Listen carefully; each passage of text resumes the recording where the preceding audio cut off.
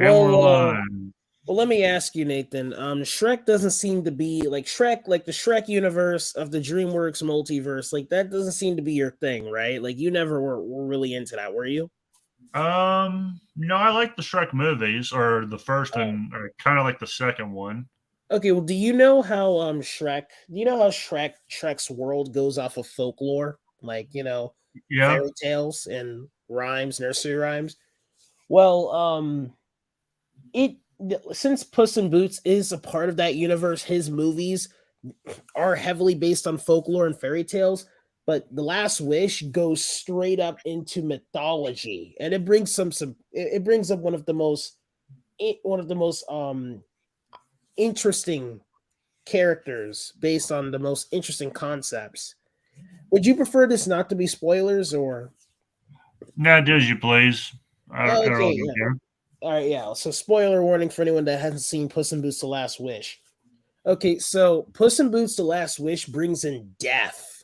Like you like the like death, the being, in the form of like a wolf with scythe with scythes, but it's like brings in death.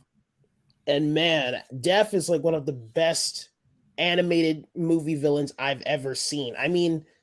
Because DreamWorks, the majority of their villains are good or mediocre, but Death is straight up freaking crazy. And Death is just one example of Death blends in well with the different mythologies and fairy tales and folklore in the movie. As a matter of fact, all the storylines they all tie together very well. But it's like the very concept of Death. They made the character intimidating. They made him scary as hell.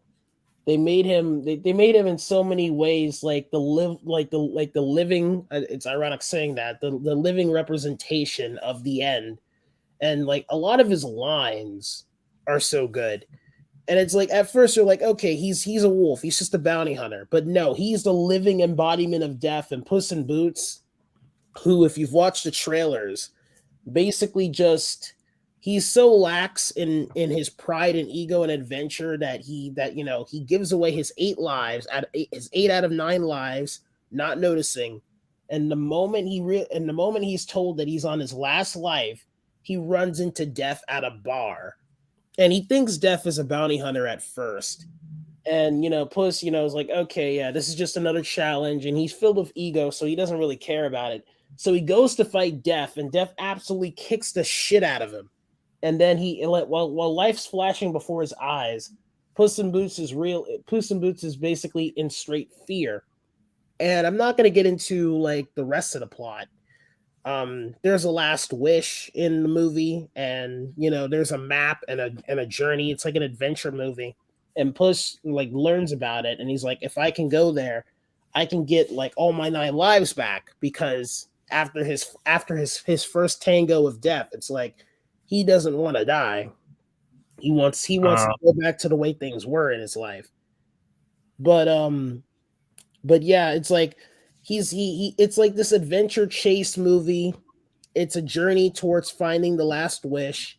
It's like there are many other characters, but Poos is still the primary focus. And throughout it, there's this endless chase between Puss and Death, and man, is it good. okay, yeah. I'm glad they got around to making a Puss in Boots movie. I just wish it hadn't taken them so long. They made one back in 2011. This is the sequel. It's called Puss in Boots: The Last Wish. Wait, they made one in 2011. I didn't know that. Yeah, it was a spin-off movie of Shrek, which reminds me, I thought it was just rumors, but after seeing this movie, to me there's full confirmation they're bringing Shrek back, which I thought, after the fourth one, that they would either like save Shrek for animated specials and they'd never do a movie again. But honestly, it's just full confirmation. At the end of Puss in Boots: The Last Wish, they confirmed that Shrek is going to come back in some form. I think it might be a crossover movie or something, maybe a show. But yeah, man, that movie was good. And of course, the moral and lesson of the movie is to value your life. Don't waste it. Don't truly do the things that are meaningful to you. Don't just do wasteful nonsense like stuff with it.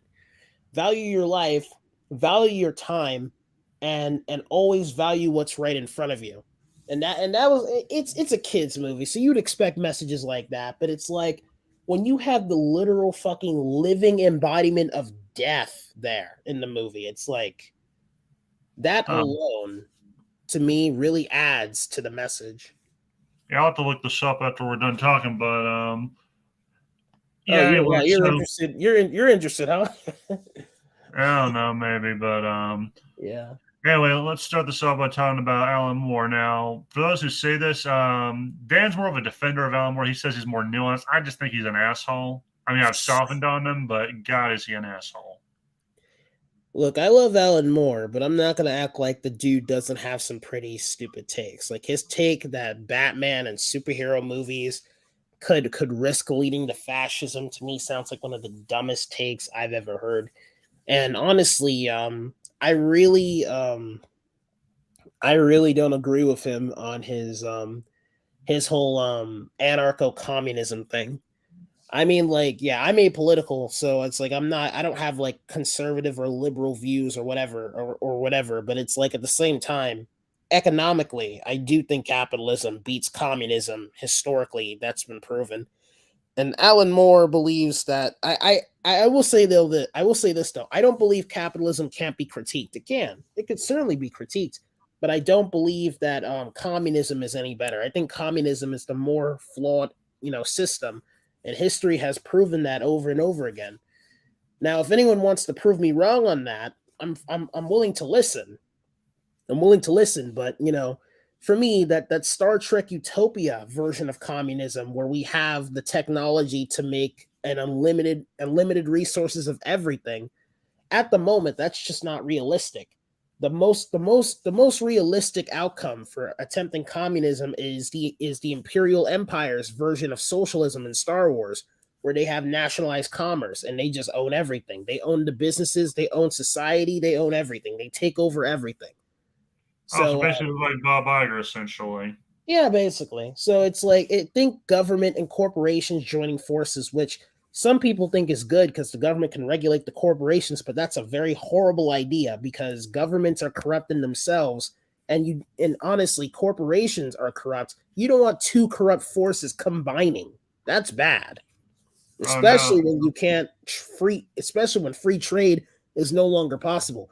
So while I am apolitical, I'm not like a economical, if that makes any sense. I'm very economical, and I think capitalism is the way to go. Yeah, Like, my point mainly is before you went on that tangent is hmm. when it comes to Alan Moore, you're more you would defend him though, whereas I would throw him under the bus like a fat kid, well, basically. well, I'm an Alan Moore fan. You know how Alan Moore was a fan of Steve Ditko, but didn't agree with like many things about Steve Ditko. I'm a fan of Alan Moore, but there's many things about Alan Moore that I don't agree with. Which is funny because for me, it's funny for me because like he made Rorschach to take the piss out of Steve Ditko's belief, but jokes on that dumbass because everyone loves Rorschach and they hate the other heroes for like. Well, I don't think they hate them, but more people like seem to like Rorschach more. And like that is the biggest middle finger to Alan Moore I could ever think of in a wet dream. Is just what he intended blew up in his face. What he intended blew up in his face, but the thing is that Alan Moore's message was that in watching this, that we don't need superheroes in the world to do good things, which I fundamentally disagree with. I'm like, yeah, normal people can do great things, but superheroes, which are representations of beings of paragon and virtue, true paragon and virtue, not the shit the SJWs make up, those beings, if we had them, the world would be a lot better. I'm not saying that we should rely on them as an excuse for what we do as people. But what I am saying is that if we had them, we'd be one step to a better world. And someone like Alan Moore, who's a nihilistic deconstructionist who believes in anarcho communism, the man is very much a realist, if anything. And to him, the fantastical is an illusion and a lie. And that's why he went.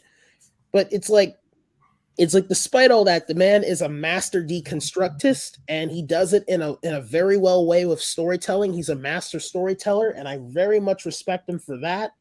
But it's just, it's just Alan Moore and I. If I met the man, I'd be like, we fundamentally disagree on the world and belief and morality in many ways. Oh, so I'd be like, Treebeard, you are an attention whore. Stop it. Oh wow, okay, yeah. Of course, you'd give the unintelligent response. Of course, I would, because I don't like him. I mean, the guy said Conan the Barbarian is a rapist, and then by proxy, or a struggle snuggler, and then by proxy, what does that say about the creator of Conan? And as far as I know, Conan doesn't do that. Like, he has a code that goes against the code. Like, it depends on the interpretation, Nathan. There's many interpretations of Conan. Some are good guys, some are bad. Honestly, though, Conan's a folklore character, and he's been around for a very long time. So it's like when you're talking about if he's good or bad, I'm like, which version? But the thing is that the interesting thing about Alan Moore is that killing off Rorschach, he didn't do it out of any joy or satisfaction. He said in an interview that when he was killing Rorschach, he saw it as putting a man out of his misery, a poor man he was the circumstance of a corrupt and destructive city. So for Alan Moore, Rorschach is an example of sympathy. He's not something to outright despise. Oh, because from what I hear, he intended Rorschach to be laughed at, not like admired. No, he did. He did intend him to be laughed at. That's not. I'm not saying that's not true. The stuff you said before is true. It's just that Alan Moore, his reasons for killing him off was because he felt extreme sympathy for the character, and he saw the character as a representation of the corrupt cities and the corruption in society. So it's like, while Alan Moore did, make Rorschach to laugh at people like, Steve Ditko, and laugh at people like Batman and, The Question and Mr. A, and people that want to be vigilantes and protect their cities and stuff like that. While Alan Moore did make that character to mock those very concepts, he still had a lot of sympathy for Rorschach, which is why I say before, Nathan, there's a lot of nuance to this man, and it's why I don't outright hate him. Hey, Kat. Yeah, I kind of don't hate him as much. I've kind of softened on it after my conversation with Bats about him. It's just, God, do I think he's a prick. Yeah, fair enough. Hi, everyone. Hey, Kat, how you doing? Oh, I'm doing well, living in a third world hellhole. Oh, that's nice. Yeah, I keep telling him to move to Florida. Like, he says he's going to move, and I'm saying, move to Florida. You'll be safer there. I don't know about Florida, but okay. I have a potential boyfriend in the US. I just need to do the long distance relationship long enough, and then I can propose the idea of marriage, and then green card. Yeah, I come. Hey, best of luck. Okay, yeah. So, me and Dan have been planning this for a while. We were like, I found out this thing about Alan Moore, and like Alan Moore's someone who's kind of pissed me off a few times. And I was thinking, you know what? Next time I do a live stream, I should discuss this with Dan, because he can defend Alan Moore. I just like to take the piss out of him. And if anyone else showed up, that'd be really great. I think the issue with Alan Moore is the same thing with Adam Sessler. It's that they got into something, they were passionate about it, and then eventually they started losing love for that thing that they built their careers on. And essentially they were like, okay, how can I completely distance myself from this thing? How can I take out all of my disinterest on this very thing that built my career? Because if you look at someone like Adam Sessler, he was a gaming journalist. That was his entire thing. That's how he made a name for himself. But the thing is, he got disinterested in video games, and then he became this like a typical gaming journalist that hates gaming, hates gamers. And it's the same thing with Alan Moore. He probably got to a point, from how I look at it, because it's usually the case that people who started in a particular industry, they do well, they make a name for themselves, and then after a while they lose interest, and then they start attacking the very thing that they built their career on. And so for me, I look at someone like Alan Moore, and I look at it as the exact same things, that he probably lost interest in comics, and he was just like, okay, you know what? How can I completely distance myself from this? Because if it's the same thing with Alan Moore, because it's like, oh, as much as they hate gamers and stuff, they'll still but just try and have a career in that. But when they have that career opportunity, they actively ruin it. And it's basically a thing of like scorched earth, let me burn as much of my reputation in this particular industry so that no one ever wants me back. Wow. So they're basically pulling a Germanicus, or I think that was his name. I would say that Alan Moore, does the man have his takes? Yes, he does. But what I will give the man is that he's not willing to kill other opinions or like destroy other people for thinking differently than he does. Or it's a good example. I showed Nathan this quote before. Alan Moore wrote a quote where he said that the point of his stories isn't to tell people exactly who the good guys or the bad guys are. It's like he says that there's supposed to be a level of ambiguity there, because he's like from different perspectives, readers could sympathize with the fascist, or they could sympathize with the heroes or whatever. It's like he says that in his stories, some certain circumstances can make the fascists look like good guys, and certain circumstances can make the heroes look like monsters. So he prefers to take an ambiguative approach when it comes to a lot of his writing, which is by design. And it also explains why people like me and you, Nathan, like Rorschach, even though from Alan Moore's perspective, Rorschach is an absolute nutcase. But it also goes to show that he's from an old generation of true storytellers. Because the thing is, true storytellers, they don't tell you what to think, they just tell you to think.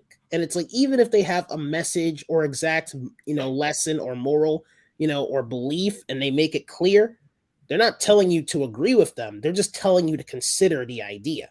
And to me, that's what true storytellers do, unlike today's current modern SJWs who just want to tell you what to think, and they hammer it down in your fucking face over and over again, and they don't stop.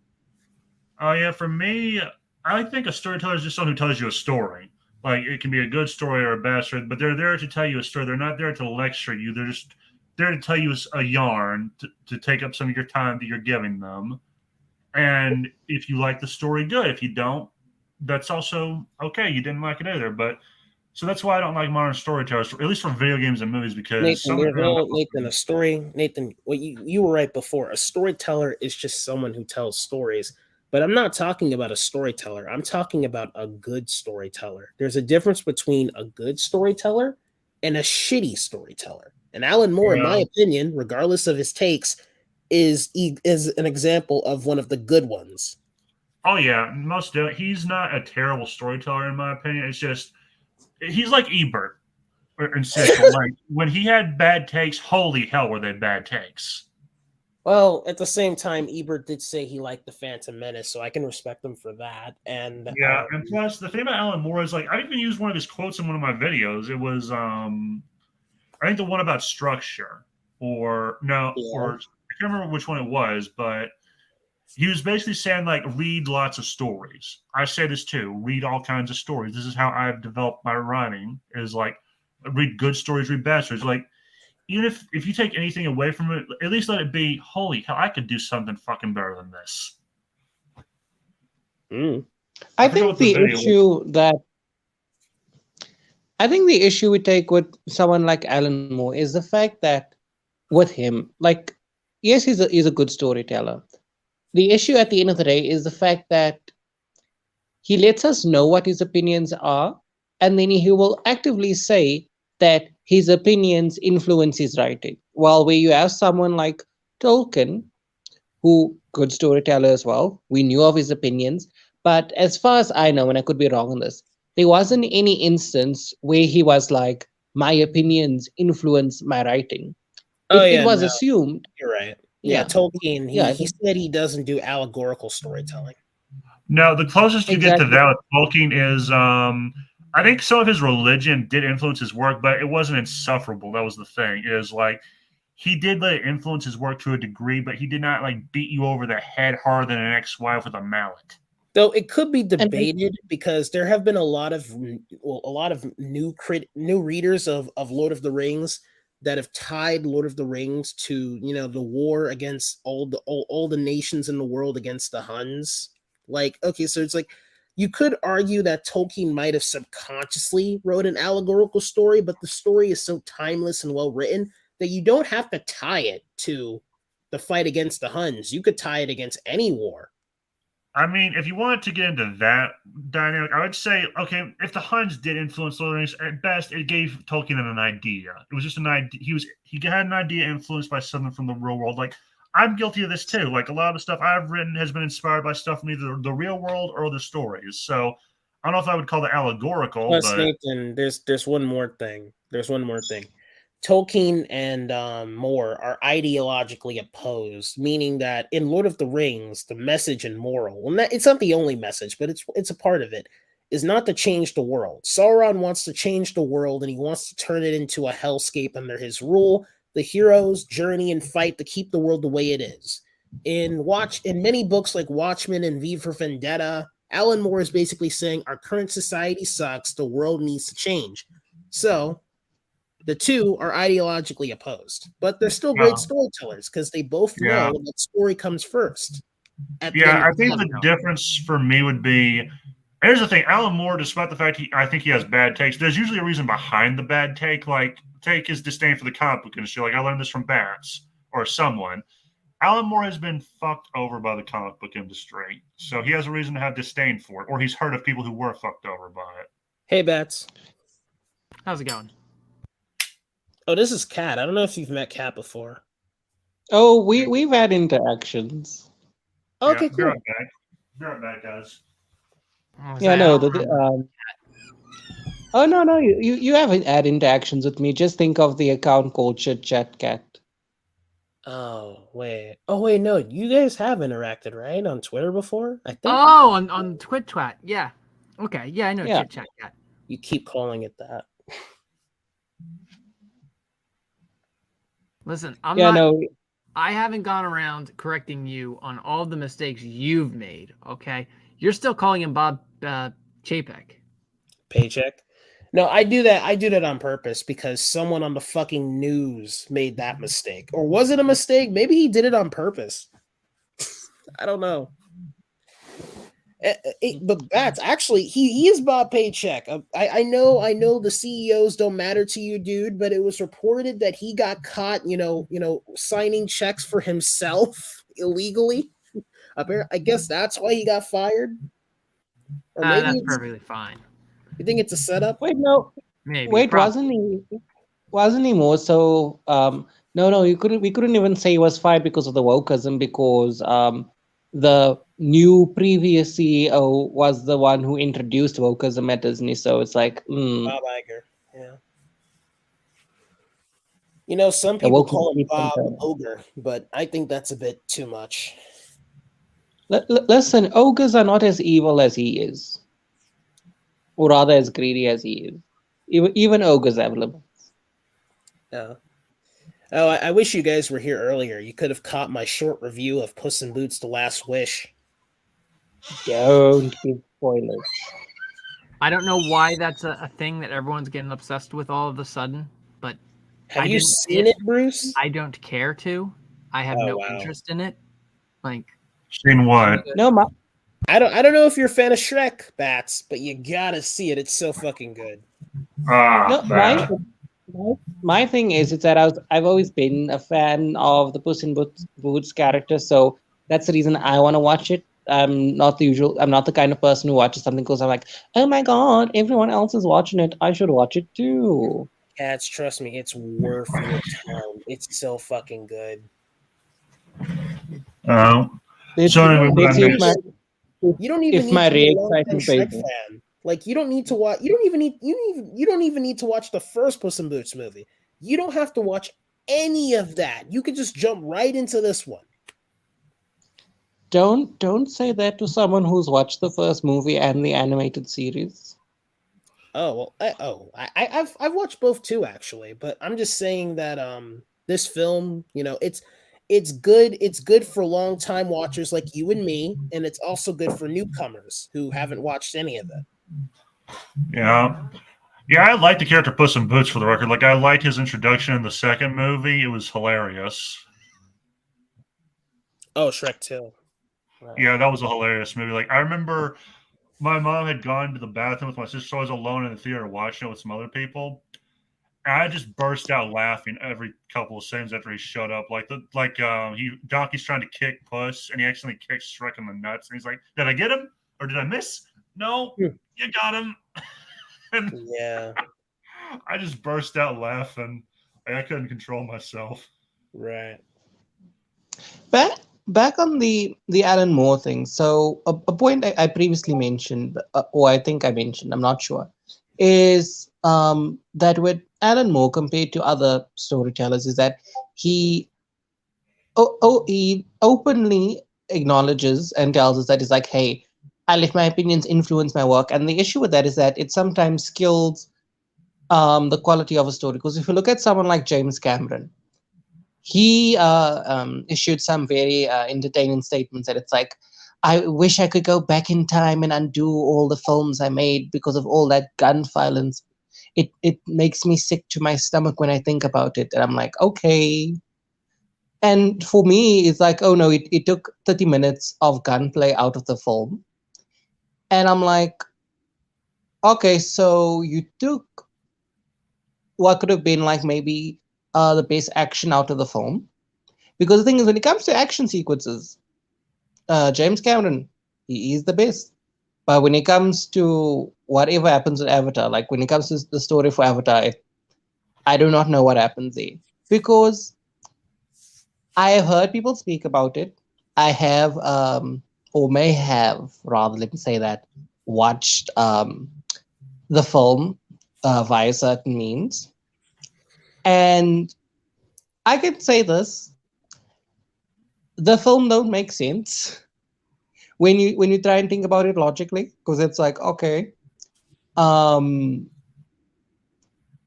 example, you have the planet in the first film being against the humans. So like if humans landed on the planet, they would be instantly attacked by by Pandora itself via the animals. But all of a sudden in the second movie, that's no longer the case. So you have that logical inconsistency. Then you also now have the issue of the fact like, okay, you have these whales. I don't know if you guys want to hear this portion of it, or should I find a different example to use? I think Go ahead. is everyone fine? Yeah, I think everyone's fine. Yeah. So in the second movie, basically the entire plot is like, oh, the humans want to capture these whales that once if you drill into their brain and like extract the liquid and drink it, you get immortality. Now for me, I'm like, okay, why wasn't this the case for the first film? If the whales do something like so majorly important. And for me, when you look at all of those things, when you watch the film in its entirety, it basically gives you this anti-humanist film where it's like, oh no, humans bad, capitalism bad, nature loving hippies very good. And that is the issue for me, because when you look at the race of Avatar, I don't know if they have like a different name or something. If you look at them and you try to find a single flaw, you won't. They are these perfect beings. They are like angels, incapable of any wrong. And for me, when I look at something like that, it just reads like propaganda. Because for me, if you're telling a good story, you need to have characters that have flaws. And now you look at the aliens in Avatar, it's like they don't have any flaws. They're perfect beings. And within that, it's like the only bad people are the humans who want to that are who are essentially the capitalists, and essentially are the planet destroyers. We can look at it like that.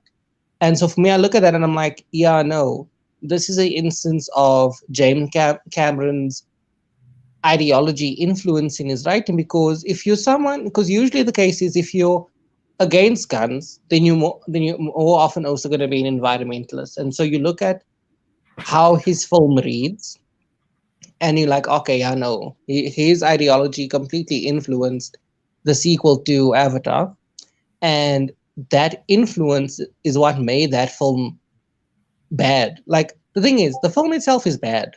If you want to talk about visual effects and things like that, like yeah, no, then the film's amazing. But the thing is, at the end of the day, from a storytelling perspective, it's not that great. It feels very episodic when you watch it. And for me, when you're watching a film, at least one film, it shouldn't feel episodic. If you're watching multiple films, yeah, no, then it having that episodic feel is amazing. But when it's one complete film, it shouldn't feel episodic as it goes from scene to scene. And so the ideological influencing of Avatar: The Way of Water is a consequence of James Cameron now openly telling us what his opinions are. And now, because we know what his opinions are, we can definitely see, oh no, this influenced the Avatar sequel. And what gives further credibility to that is the fact that it's like, oh no, I took out 30 minutes of gunplay because gun violence is wrong, and I wish I could go back and undo that and not include that in my films. Oh, well, I will say that James, there are some flaws in like I think there were lots of flaws in his in Way of Water. Like I think there were. But I will also say that at least I'll also give James this. At least the man tried to focus on story first. Like there's an article where he talked about how he tried not to make the message so preachy that he wanted to focus on the story, the quality of the story first. I do get that. And I will say this. Oh, Yeah. You want to go first? Yeah, no. The reason I just want to go first is because I just got messaged by my D&D group, and I have to go now. Oh, man, it was awesome having you, though. Yeah, nice talking to you. Yeah, Kat. no. Nice talking to you. Nice talking to you guys too. One of the things on my New Year's resolution this year is that I'm going to try and be on more spaces and stuff going forward. So you guys might see more of me in the future. Okay. Oh, that's awesome. Yeah. Well, you guys enjoy the rest of, I would say, your afternoon, day. Yeah, I think that's right. Yeah, it's 2:26 where I am. And it's 10 p.m. this side. Well, bye, guys. See you around. So, yeah. Actually, here's the thing about that and Alan Moore, though. Based on what I can tell, because I still have to read like V for Vendetta. That's the one thing by him I want to read. It's pretty Based good. on from what I can tell of it, it seems like Alan Moore has ideas and opinions, and that maybe influences his work. And same with James Cameron, but it doesn't. Like what you said with that article, it's like they are trying not to let it dictate too much what they do. They're trying to be like they're still trying to tell a story without delivering the message in too heavy-handed of a fashion. Now, there's a reason why James Cameron and Alan Moore, there are people like Kat who don't like the story. They think it's ridiculous, and I get that. And hey, I could criticize it too. But there are also people that enjoy the story and enjoy the visuals and all that. And regardless of who you think is right or wrong, Alan Moore and James Cameron have one thing in common. They do focus on the story a lot more than the message. Now, James does go on and on about how he feels about the state of the world and everything, and that's fine. I get that. But I watched the first one, and I did see the second one too recently. And based on what I saw, I can say that, while there are obvious flaws, and Kat does have a point, especially when it comes to the characters, James is more focused on the story than he is the message, and than he is the obvious social real life message. And the reason why I say that is because we see what happens. We've seen what happens when people focus on the message first before the story. And while James is influenced by the message heavily, he's still a storyteller. He's still a man that focuses on telling a story first and foremost. And based on what I saw from Avatar: The Way of Water, well, the message isn't subtle. At least it was subtle in the first one, but it's nowhere near subtle in this one. The story is still strong in terms of family and bonds and stuff and such. So it's like it's towing a line. It could have fell into the full ideology road where the story is second fiddle and the quality is bad, but it didn't. Now, is the story perfect? No, it's not. I'd argue it's okay. It's an okay story, but at least it was focused on more than the message. But that's my take. You have to see it yourself and tell me how you feel. Oh, I've never watched it. Like I saw the first Avatar movie and I did not like it. So I have no what did reason you to like see the about second it? one. I just want to know. What didn't you like about it? I just want to know. Like you see something and it just doesn't connect with you. Oh, That's kind of how I got with the lack of Avatar. It's interest. just there is no indictment of the movie itself. That's yeah, Right. it's just it does not interest me. So I have a feeling the second one, based on the trailer, it does not interest me either. So Yeah. yeah, unlike Alan Moore, who has made stuff that I am at least going to try to read. Right. Also, I don't like James Cameron, so there's also that. Okay, dude. I'm sorry, the man has an ego. I don't like Yeah, egomaniacs. I'll give you that. He has an ego. I'm not gonna act like he doesn't, but the dude, honestly, to me, he has a respectable sort of presence that I don't see in most filmmakers these days. It's like I can say that James Cameron is, maybe it's because of his age, but I could say that he's a fully layered person and he's not just a complete, persona on the screen like a lot of celebrities are these days, especially when it comes to the message. So he's more nuanced. I really like the conversation he had with George Lucas about, rebellions and empires. That was a really good conversation. I've And never seen it, philosophy but and storytelling and sci-fi with social sciences. But it's like I will say though that he's from an era where filmmakers knew that the story came first at the end of the day, regardless. So it's like the reason why his movie made billions, despite all the nonsensical takes he had in those articles, and the reason why people love the family dynamic and like the story, even if they are critical of it, for the most part, is because he's from a generation of filmmakers that knows story always comes first. And this is what modern SJWs keep missing. And this is why they keep failing. Him and Alan Moore are from that generation. That's the thing about him and Alan Moore, though. That's the thing about him and Alan Moore is they know what they're doing. Like, and for the record, I don't like Alan Moore. I consider him a filthy hippie, but and a Brit. There's also that to be held against him. But anyway, but he knows his craft. He knows what he's doing. Most of these pricks and pissheads making movies and comic books now, you cannot convince me they know what they're doing. You cannot pay me to believe that. Yeah. Like, that's something I'll give Alan Moore. I don't like him as a person, but I have to respect his craftsmanship. He at least knows what he's doing creatively. Mm-hmm. And sure, there are political elements to his comics. I know V from Vendetta, that was supposed to have a fascist angle, wasn't it? Well, yeah, the British government is very fascist, and V is like he's like the terrorist revolutionary that's trying to free the people from its fascist rule. Yeah, and he got some stuff right. The only thing he got wrong was the political alignment. Well, I mean, the thing about V for Vendetta is that there's no exact context or confirmation for V's political view. I don't even know if V has political views. I think V just doesn't like the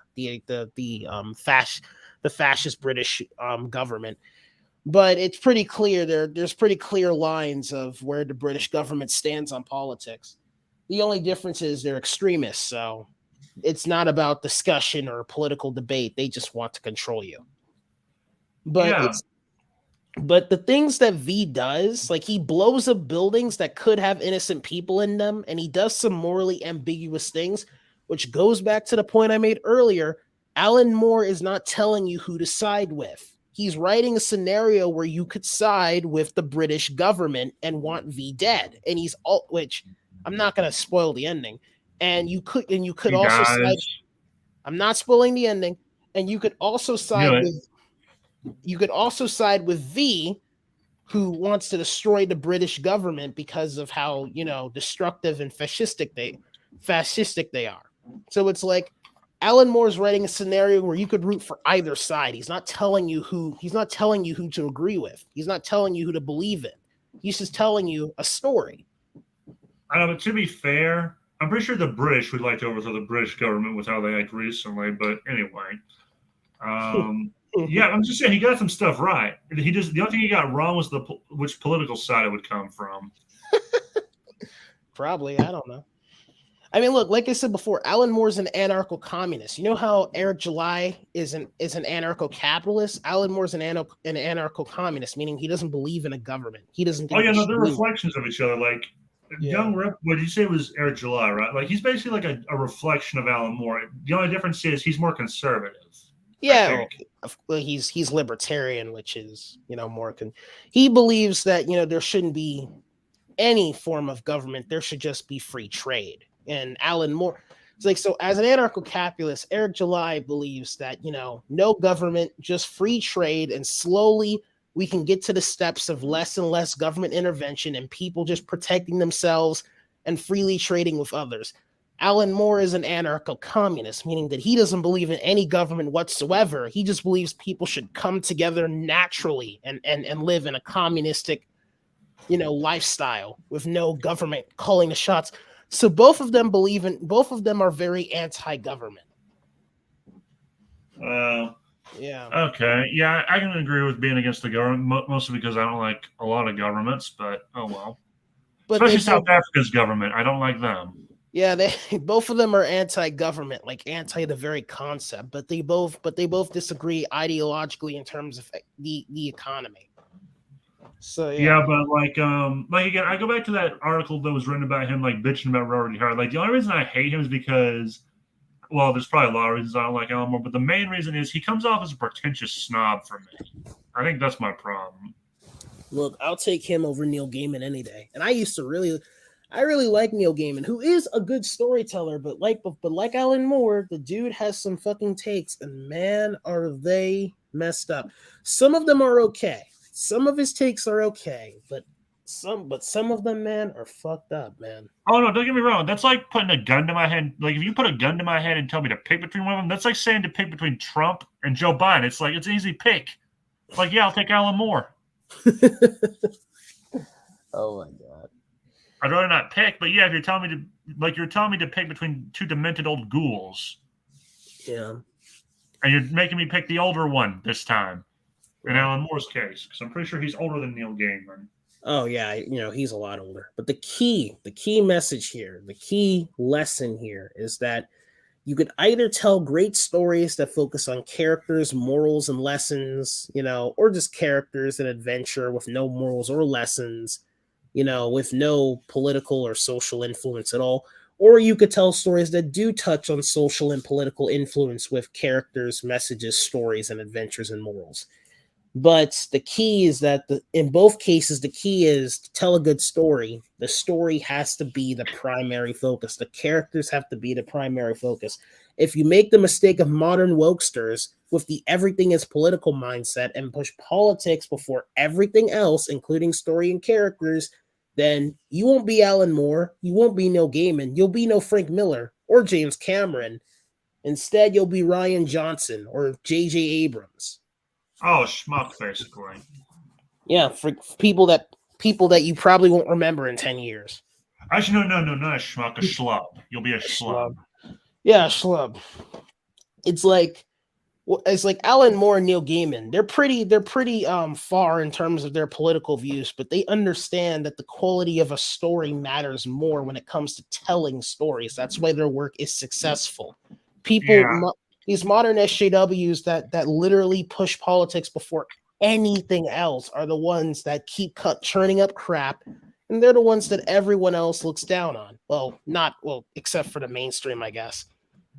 Yeah, I would say, I can't remember what Neil Gaiman did that pissed me. Oh, I think it was the hypocrisy with him. Like Alan Moore is probably also a hypocrite, but it's kind of hard to find anything to call him a hypocrite on, or for me at least. Neil Gaiman, I can call him a hypocrite because he complains about how adaptations are being done. I'm like, motherfucker, you had a Sandman adaptation done with your blessing.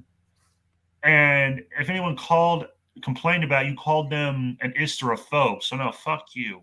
Neil Gaiman's thing was that Neil expects the character's personality and who they are as people to be the same, but he has no issue with like race or gender swaps. It's like he doesn't care.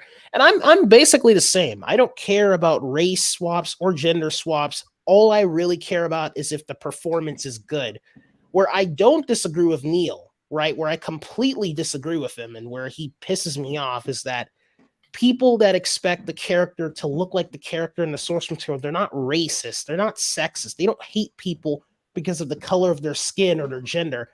They don't like the fact that studios are changing characters for, obvious, messages these days. So I don't blame them for being angry when these things happen.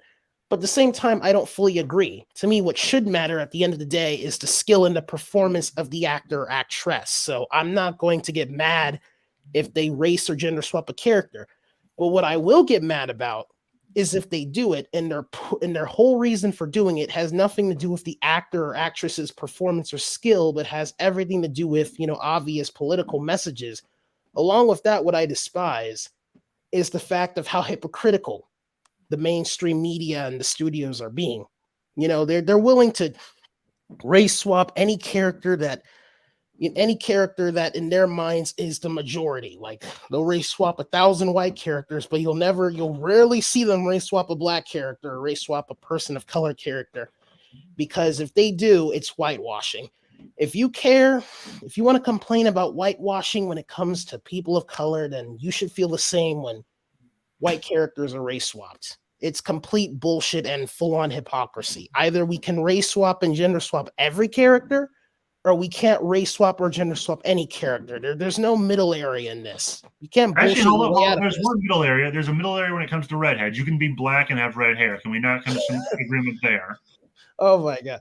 No, it's like this. It's full on hypocrisy, Nathan. It's like, no. It's like, to me, I'm actually completely okay with race and gender swapping every character imaginable. No limits. That means people of color. That means minority characters. You could do that too. I'm perfectly fine with that as long as the performance of the person chosen is good, just like I am if it's a white person. But my issue is that these people who claim to not care about race obviously care about race based on their political alignment, and they want to look down and preach to you about how much of a horrible person you are because you just want to see the character that you value that you value in the source material on screen exactly how they look.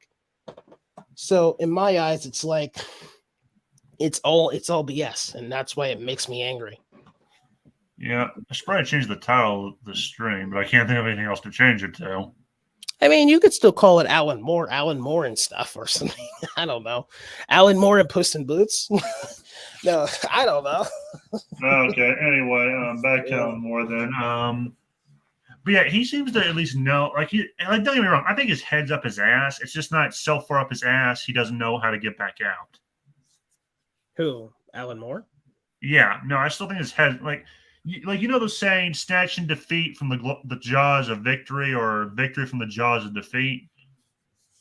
I think Alan Moore will never be in that situation because he knows what he's doing. But look at Rian Johnson or J.J. Abrams. No, they are doing well, and then they are so far down the rabbit hole of a bad situation, and then when they are being told this, they double and triple down harder than Purple Aki. Well, yeah, because they don't get it, and it's like they're not good storytellers. Like Rian Johnson makes the infamous mistake that when I was in film class, our film teacher told us never to do. You never write one draft and just go with it. Like you always have to rewrite your drafts.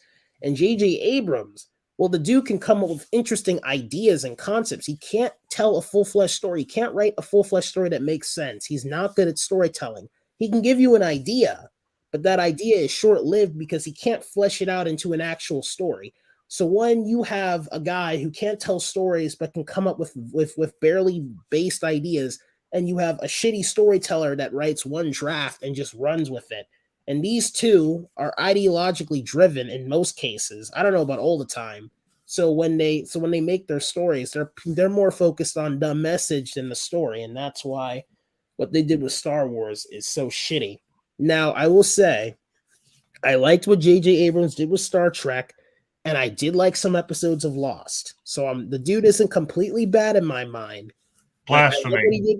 I like what he did with Kelvin Star Trek, the trilogy, and I do like what he did with Lost. And there's like I think some other stuff I like, and I haven't seen Glass Onion or Knives Out or any of that shit Ryan's doing, but I heard it's good or it's I've been hearing mixed reviews, but I've mostly been hearing positive reviews. I don't think I'm gonna watch them, but it's like Alan Moore, his deconstructive, nihilistic nature works well for, I guess, murder mysteries, but it does not work well for Star Wars. It's like the dude he's all over the place, and his stories, for the most part, are always a mixed bag for many.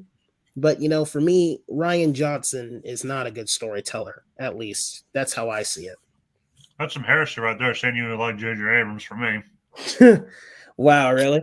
No, it's like I'm not. Look, I'm gonna be honest. I'm not gonna say that I'm not. If there are things from a person that I like, I'm not gonna say they're complete shit and that they've done nothing good. It's like JJ has done some okay stuff, but at the end of the day, the man isn't much, especially when it comes to entertainment. For the most part, he ruins everything he touches.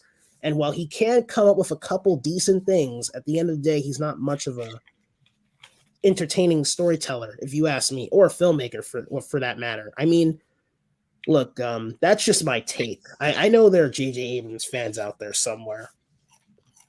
Yeah, and J.J. Abrams fans who happen to see this, I just want to let you know I hate your guts. Wow. Okay. Damn. No civility with you. But yeah, no, your hero is a scumbag as far as I'm concerned. Yeah, Ryan Johnson, the dude's just a shitty storyteller. Like I heard people say Looper. I heard people say Looper's good, and I haven't seen Looper, or I think I have seen it, but it was years ago. But it's like the dude, and overall, like even if he can do something interesting, he's not a good executor of his stories. And if he keeps just writing one draft for his movies, then I honestly can tell why he keeps failing. Yeah, and he has a James Cameron sized ego too. I think he's worse than James Cameron in terms of ego. The dude has never let up on his BS. Like here, I'll give you an example. James Cameron made a statement that Avatar would need $1 billion to break even, and then a couple months later, when an interviewer, I think in Japan or something, or China, I don't remember, interviewed him, he corrected his statements that he made a mistake and that he's going to correct it. And he said exactly how he feels about the box office of Avatar when it was coming out. So it's like the dude can admit when he makes mistakes. Ryan Johnson hasn't done that once. Ryan Johnson believes he's made no mistakes. He believes that he knows what he's doing and he did everything, that he's doing everything right, and that he's perfect. It's like Ryan, he just gives off ego. He's worse than James Cameron. Yeah, I think the thing about drafts is I think what you should be focusing on is to make it look like you knew what you were doing all along. Like I remember Neil Gaiman said this. Like the process of your second draft is making it look like you knew what you were doing all along. Even J.J. Abrams apologized. Was it late as hell? Yeah, and at that point I didn't give a shit. It's like, fuck you, dude. You tried to play the blame the fans game for a long fucking time, and you came with all these excuses. But after episode 9, at some point he finally let in and said, "Yeah, I fucked up. I'm sorry. I should have had a plan." So I can at least say that J.J. Abrams, as late as it was, apologized. Ryan has never apologized, and he doesn't feel sorry about what he did, and it's like his methods show that the dude isn't good at storytelling. And as far as I'm concerned, Ryan Johnson has the biggest ego out of all the names we mentioned. I think he has a bigger ego than Neil Gaiman. Like the man, to me, this isn't like you have to hate Ryan sort of thing. This is just my take. But as far as I'm concerned, from my point of view, Ryan is just a shitty storyteller, and the man has an ego the size of the sky. And I can't respect someone like that. Yep. And I kind of put this nicely. J.J. Abrams, your apology is not accepted. Ryan Hell. I think out of all the people we've talked about today, you really don't like J.J. Abrams. Of course I don't like him. The man is a hack. Hey, dude, for torture, if I ever An asshole. tortured Nathan, I just like put on a video of J.J. Abrams' TED Talk where he talks about mystery boxes and technology, and I'd strap Nathan to a chair and force him to watch it in repeat for 5 hours. You sadistic bastard. That would be so funny. Are you eating chips, by the way? Yeah, sorry. Yeah. And But look, I know Ryan has his fans. Like, I'm not gonna act like the dude has no fans. More people don't like him because of The Last Jedi, but the dude does have a fan base. And if any of you have any rebuttals, if you see this or anything, or if you want to debate me on it, sure, go ahead. But as far as I'm concerned, Ryan's just bad. It's not just Star Wars. The man's just bad. And while Knives Out and I think Glass Onion got some pretty positive responses, like people do like it, as far as I'm concerned, I'm not a fan of the man, and I don't think he can do anything good. So I'm not really watching any of his other shit after seeing The Last Jedi. Looper had me intrigued, but Last Jedi was an indicator that Ryan is not, the kind of person that I'd look to for entertainment. But if anyone else likes him, Godspeed to you. yeah, I might watch Looper one day. You never know. You said you were interested in it, right? Yeah, I'm interested. I never saw the original, but I remember when the trailer for the remake came out. I thought the trailer was interesting. Huh? Wait, was the one in the early 2000s the remake? Yeah. Okay, then I saw the remake. What was the original? The original one came out in 1 second. Yeah, you go look it up. Also, you want to know something funny? I ordered a lantern. It arrived today. Turns Really? out I ordered a cigarette. It turns out I ordered the cigarette box. It was basically the Constantine ladder, but it was a cigarette box. Wow, seriously? Yeah, I fucked myself over there. Wow. No, but what were you what did you find when you looked it up? All right, Looper, directed by Ryan Johnson, blah, blah, blah. That's the reboot, right? Yeah, I remember there was another one. It was based on someone. Hold on, let me type in original Looper. Because if Ryan Johnson had nothing to do with the original, then to me that's proof that the man can't even create his own shit. Maybe Knives Out was something he made himself, but it's like maybe Knives Out is something he created on his own. I don't know if Ryan like created that himself or if he pulled from something else, but it's like if the Looper movie he made really is a reboot, then in my mind the man just he can't create his own shit. Maybe Knives Out was the first thing he created on his own. I don't know. All right, well, I can't see if I'm finding there's 1982, 1994. I don't know at this point. I could swear there was one that had, like, I swear there was a Looper before this, but I can't find it for the life of me. Oh my God, they're erasing stuff from history. Who knew? Or, you're having deja vu and it's the butterfly effect. You've seen another universe where there was another Looper movie before this one. No, I forget what it was, but like the guy. I got a question for you, Nathan. What's your perception of reality? Shut it. Like I remember, like the guy. I remember in the original one, a guy carved a mark on his own hand because his future self got away. Actually, let me see if I can find it on YouTube. I put in Looper movies. Sorry, only Looper 2012 came out. Maybe he did create this himself. I don't know.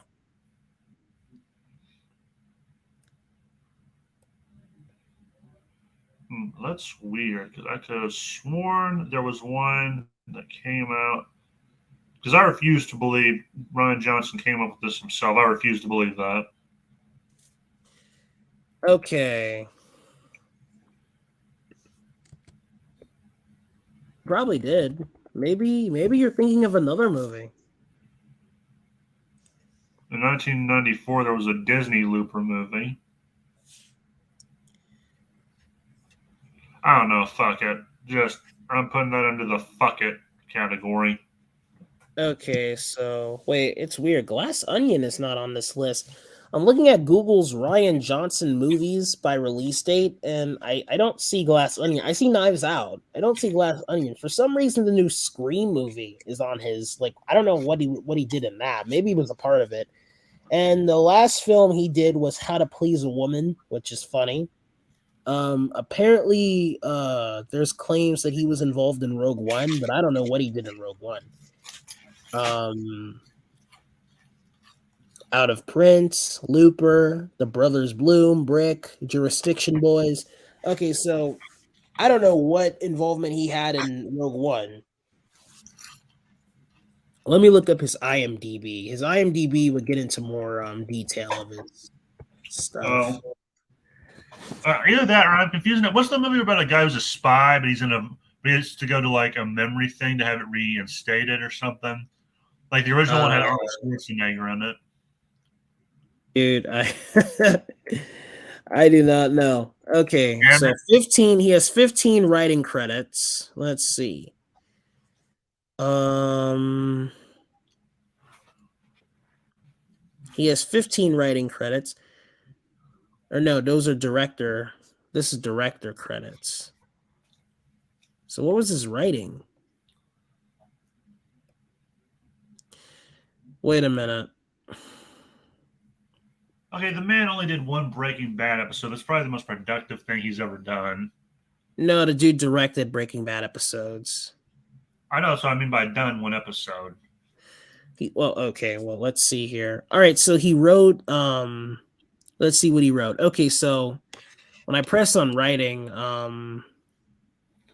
son of a bitch, IMDb can really be annoying. All right, so let me take a look at writing. Yeah. Okay, so he wrote Glass Onion, he wrote Knives Out, he wrote The Last Jedi, he wrote Hit Record on TV, he wrote Looper, he wrote The Brothers Bloom, he wrote Brick, he wrote Psychology of Dream Analysis, and he wrote Evil Demon Golf Ball from Hell and Ninja Co. So these are all the things he wrote according to IMDb. Now let me look at what he directed. Okay, so he directed Glass Onion, Knives Out, Last Jedi. He directed 3 Breaking Bad episodes, which when I was debating Ryan Johnson defenders on Twitter, they were like, "Oh, well, if you like Breaking Bad, he was a part of Breaking Bad, so if you don't like his writing for Last Jedi, how can you claim to like Breaking?" It's like he didn't write any fucking Breaking Bad episodes. He directed episodes. Breaking Bad has its own fucking writing team. So it's like Ryan Johnson has nothing to do with the quality of storytelling in Breaking Bad. So it's like, I don't want to hear that shit. But anyway, it's like I'm looking at all these. Okay, so he didn't do much, if you ask me. Most of what he did is mostly forgettable outside of his time on Breaking Bad and Star Wars The Last Jedi, which is infamous. What did he produce? That's what I want to know. Because I want to know. Like explain what famous people used to do. Like take Noah Hawley, for example. He used to work on Bones. I didn't know that. He produced Glass. Sorry. He produced Glass Onions and Knives Out. That's what he produced. So this man has no connection to Rogue One at all. I don't know why Google said that he did. It's weird. It's like when I look up George Lucas's movies and they add the sequel trilogy on his list, even though George, wasn't a part of that tragically since they rejected his story treatments. It's like I don't know why George is in the credits for that when he didn't do much. He wasn't a part of it because they decided not to use his ideas. Oh wait, Ryan Johnson did the voice of Brian in BoJack Horseman? I didn't know. He was an actor. IMDb shows the credits of IMDb shows the credits of people it shows the credits of celebrities and what they've done, especially artists. If you want to know. Wow. Yeah. Well, okay, so he voiced Brian in BoJack Horseman. That's interesting, I must say. All right. Hey Dan, I'm gonna get a drink real quick. Can you just wait here for a second? Yeah, sure, dude. Go ahead. All right, right back. Yeah.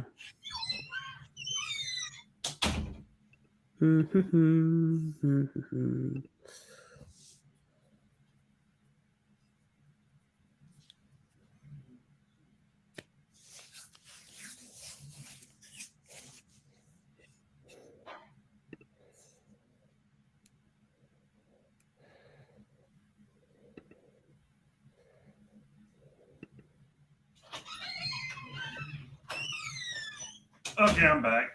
Okay. So yeah, you find what you're looking for yet?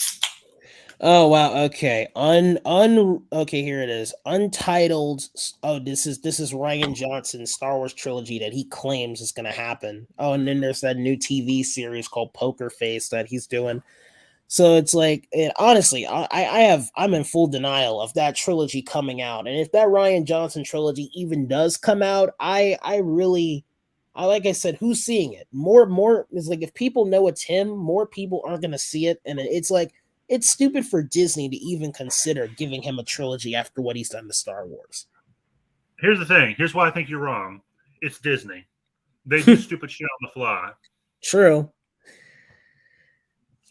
I'm just saying that whether it comes out or not, which I don't think it will, but if it actually does come out, it's most likely more people won't even step in the theater knowing it's him, because they know what he did to Star Wars, and most people want nothing to do with him or his type of storytelling when it comes to Star Wars. So it's like, oh, okay.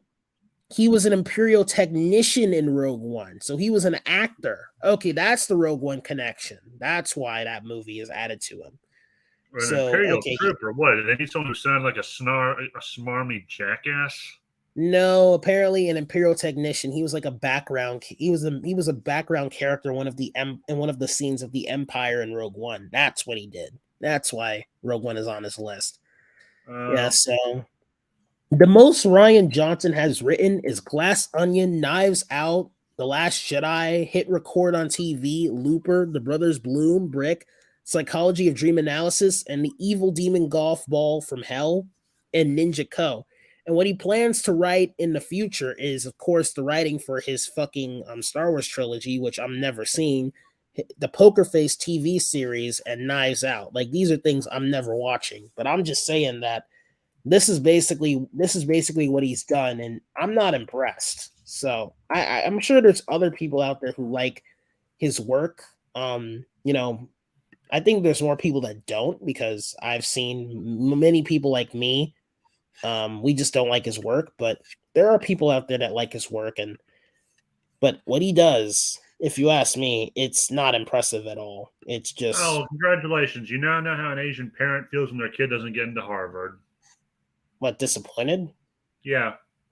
No, I'm not disappointed in Ryan Johnson. I'm just disgusted. Like him and many of the people, who basically worked on Star Wars, didn't go with Lucas's treatments, did what they wanted, and churned out shit.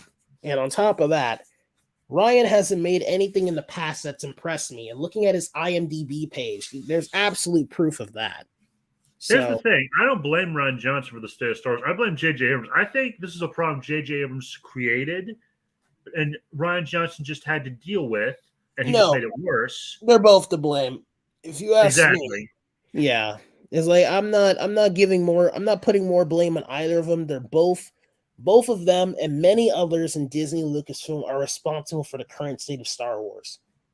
Yeah, it's a shame being an idiot isn't against the law, because these two belong on death row. Oh my god. Dude, you sound psychotic. I am not psychotic. I'm annoyed. Big difference. That's like saying Sith are evil. No. They're just pissed off all the time. And I'll say, and I've said before, I'll say it again. Jedi suck eggs. Sith are more impressive. Wow, okay. Hey, George himself said the dark side may be more powerful than the light side. So George didn't say that. George said that the dark side could make you he didn't say the dark side is more powerful. He said the dark side makes things easier. You can catch on to things faster, you can learn faster, you can become very strong and very combative. Like the dark side could like times 10 your abilities and make you more powerful in the physical sense. But the light side is the most powerful in the spiritual sense. It's like when your body gives out and when you age, the dark side isn't saving you. It's eating you alive. The light side, it's a question of which benefits do you prefer, living forever or living in the here and now? Like, which benefits do you want? You can only have one. Look, I mean, you could choose the dark side, Well, the thing is, here's the thing about the Force. When it comes to Star Wars, you're living forever regardless, because when you become one with the Force, you're becoming one with infinity itself, endless life and existence. So it's like all the souls go back to the Force, like how all the souls go back to God in the Old Testament.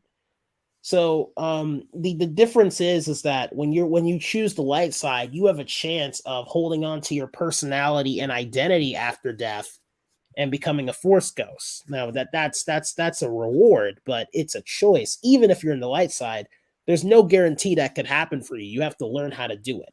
So it's like, even though it's not you becoming immortal when you become a Force ghost, it's your personality becoming immortal. In most cases, you become one. In most cases you become one with infinity anyway. So it's like, Okay.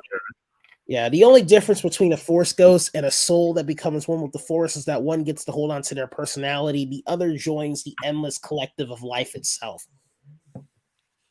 I mean, which one do you want? You What want are to the be a pros and Force cons? ghost What are the cons? Is what I need to know. What are the cons? to being a Force ghost? Yeah, there's always a con. What's the con? You can't touch anything anymore. No, there's no cons. As a matter of fact, as a Force ghost, you have access to powers that mortals can't have. So it's like, as a Force ghost, you're extremely powerful. But it's just there's no cons to it. The only con I could think of is that in the EU, Force ghosts have limits. Like, eventually the Force consumes them entirely. But in the G canon and the T canon, Force ghosts have no limits. They could be there forever. They could appear forever. They're immortal. There's no end for them. So so it's like, depending on the universe and the Star Wars multiverse, there is a difference. But outside of that, it's like Force ghosts are the living embodiment of, like, you give to the Force and it gives back to you.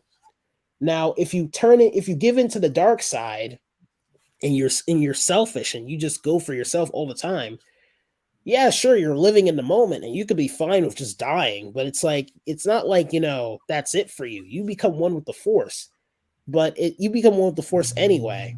But I will say one downside is that in the EU version of events, there's a hell for dark side users who just gave into the dark side and either became Sith or just, like, just use the dark side to their own devices. And there's a heaven for light side users and just souls in general. Now, in the G canon, there's just the Force. There's not really a heaven or hell realm where people go. You just become one with the Force. Either as a Force ghost or just in general. But in the EU, there is a heaven and hell. So if you choose the dark side, and you're an EU fan, Nathan, if you choose the dark side, there's a good likely chance that's where you'll go. Now, there Depends. Can are I fight ways. there? Hmm. Can I fight there? Maybe it's all about destruction and hatred. But I will say, though, that there are ways to cut. There are other ways to come back to life in the EU and the Disney canon, whereas in the G canon and the T canon, when you're dead, you're dead. It's like, even if you become a Force ghost, you're dead. There's no way of coming back. You're not going to get resurrected. If you become a Force ghost, you're in an eternal ghost state, and if you become one with the Force, you've passed. So it's like, in George's original canon and the T canon, which is the television version, death is just inevitable. Whether you become one with the Force or a Force ghost and continue on the spiritual path, you're still dead. But in the EU and Disney canon, you could find ways to resurrect yourself in the light side and the dark side. So even if you end up in hell in the EU, there's a chance, you could use your hatred to, like, come back, or create clones of yourself and put your soul into them or such. And in the Disney canon, you could do the same. I don't know if there's a heaven or hell in the Disney canon, but you can figure out ways to come back to life, light side or dark side. So it's like, there are pros and cons to the EU and Disney canon, but in the G and T canon, it's just pure bliss. Yeah, for the EU. EU all the way. Fuck Disney Wow. canon. Okay, well, okay, yeah, Disney canon's a mixed bag for me, but it's more of a disappointment, if anything. Yeah, I can't think of anything aside from them giving names for weapons. The Disney canon has no benefit for me. Mm. Well, I can give the Disney canon this. The whole bleeding a crystal was from the Disney canon. It's like originally, kyber crystals were just kyber crystals. If you had a red kyber crystal, then you had one. As a Jedi, you traditionally had green or blue, but sometimes you can get purple and sometimes you could get red or pink. But so it's Yeah. like, lightsabers were just things that you used. It wasn't really like you specifically had to have a certain type of lightsaber in universe to be good or bad. Though George did set it up that way metaphorically. But in the Disney canon, what they do is they say that red kyber crystals aren't just something you can come by. You have to bleed and kill the life of former regular kyber crystals to make it dead and make it red. So that's an interesting factor that they retconned into Star Wars. Okay, I know that. That is interesting, but Yeah. I think I heard George Lucas had that idea first. Maybe he did. I don't know. I'd have to look that up. Here's But the yeah. thing: these people who they have working at Disney, they are lazy. Oh yeah, They are the most lazy schlubs I've ever seen, from what I can tell. Mhm. So I think they just heard this idea and thought, "Yeah, we'll steal that." At least Dave Filoni and Jon Favreau were trying.